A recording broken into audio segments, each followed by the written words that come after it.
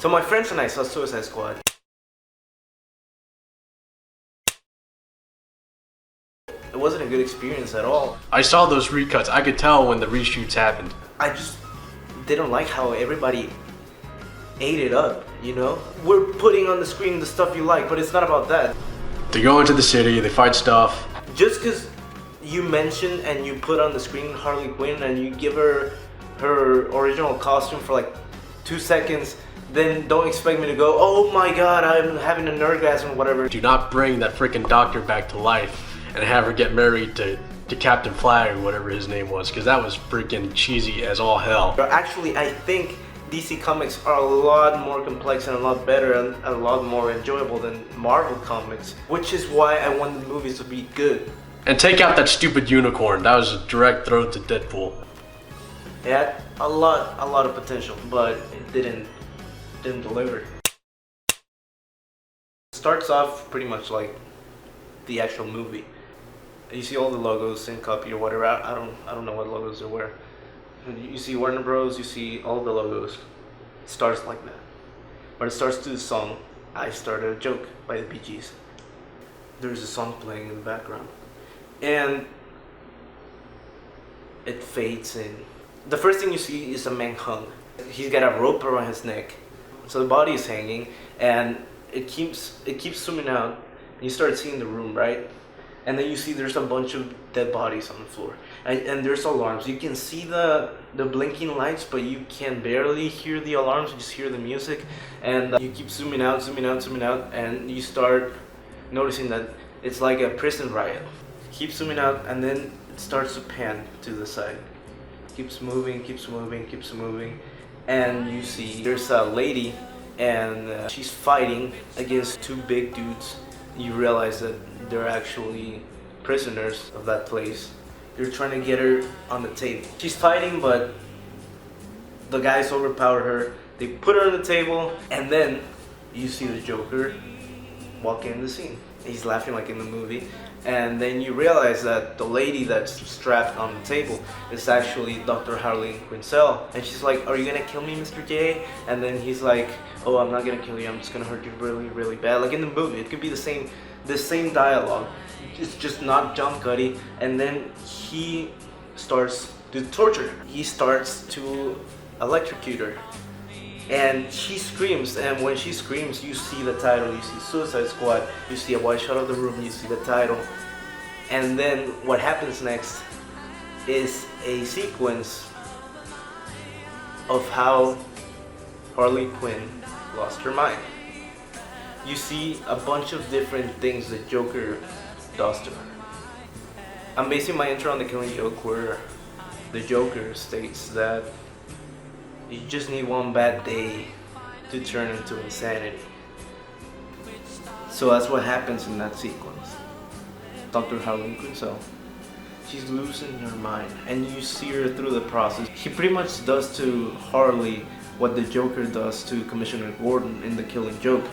He puts her through hell. He grabs her head, puts her in water, won't let her breathe. He tortures her. And what makes it even more horrible is that you notice that she was in love with him. And now he betrayed her. And he's doing all this stuff to her. The sequence keeps cutting back and forth to the Joker actually leaving Arkham. You realize that it's actually Arkham, and he's leaving. He's escaping. He's escaping with his minions, and you see him walk out the doors of Arkham. But as he's doing that, he's mocking everyone else. He's mocking all the other prisoners. He's mocking Deadshot. He's mocking Killer Croc. He's mocking Captain Boomerang. He's mocking everyone. He's dangling the keys in front of them, and they can't do anything about it. So they just get pissed. They're like, why is this guy leaving? Why isn't he helping us?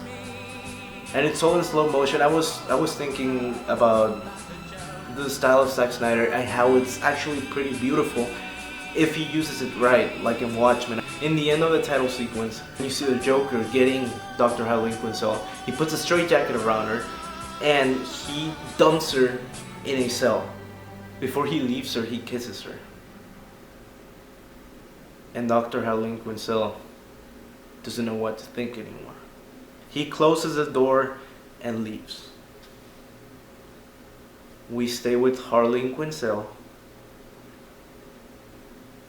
and then it fades to that scene you saw in the movie, but you only saw 5 seconds of, where Margot Robbie is in the original Harley Quinn costume, and she's dancing with the Joker in a dark room with just one spotlight above them. And they're dancing, and she's imagining the Joker as how she saw him when she fell in love with him.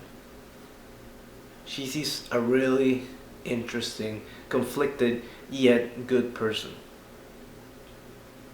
And they're dancing, and it's a very disturbing sequence because Margot Robbie in the first Harley Quinn costume, the original Harley Quinn costume on screen, some people said it was cheesy, some people said it didn't translate to the screen, but I thought it translated perfectly.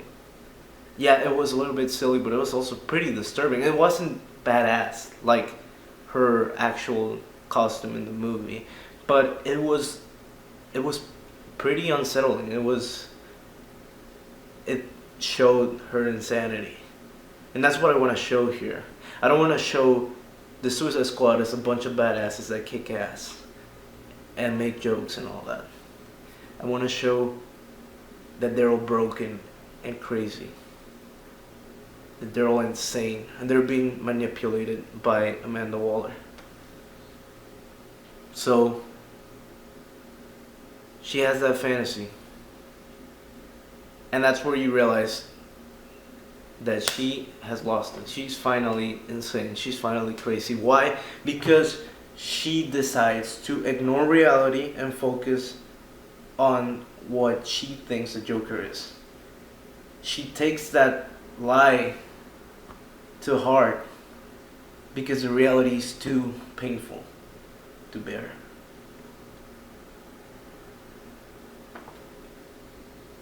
That's the end of Dr. Harley Quinzel. That's the beginning of Harley Quinn. You fade out of that, and then you see Harley in the cell. And it says 6 months later, then it cuts to Amanda Waller. And that's when you realize that she's very anxious, because the Joker escaping was her fault. The Joker escaping was her responsibility. So she's trying to keep it under wraps. She's trying to keep it a secret, because if the word spreads and everybody knows that Joker escaped, they're gonna blame her, and she doesn't want to be blamed. So without anyone's consent, in a really secretive manner, she goes to Arkham. In my version, they're all in Arkham, and they're all crazy. Even Deadshot's crazy. It can still be Will Smith, but he is insane too. Why? Because he's not just a hitman. He dresses weird. He's great with bullets, but he's also kind of insane. Killer Croc is crazy because everybody treats him like an animal. Captain Boomerang is crazy because he's trying to kill people with boomerangs. They all got something wrong in here. That's the thing I want to explore in the movie. So Amanda Waller gets to Arkham, assembles a team of prisoners. She forces them out of the prison, puts the chip in their heads, and then she takes them and uses them. Amanda Waller says, "Go get the Joker, do whatever I tell you do, and I won't kill you." So the main villain is the Joker. It's not Enchantress. In my version, there's no magic, there's no supernatural element to it. The point of the movie is getting the Joker before anyone knows that he's free. So not even Batman knows that he's free. They need to go get him before Batman finds out. If Batman finds out that the Joker escaped, he's gonna go get him, he's gonna turn him in to the police, and the police are gonna realize that the Joker escaped Arkham, and it's gonna be Amanda Waller's fault. Through that mission, you get to know the characters, you didn't get to know every single one of them. At the end of the movie, they actually get the Joker and they bring him back to Arkham, and they're back in prison. They take their chips out of their heads, and they just become regular prisoners again. And that's when you realize that Harley Quinn, she had no intentions of staying in the prison. So in the end, she escapes and she frees the Joker and they leave. And that's how it ends. How to fix Suicide Squad? This is what you do.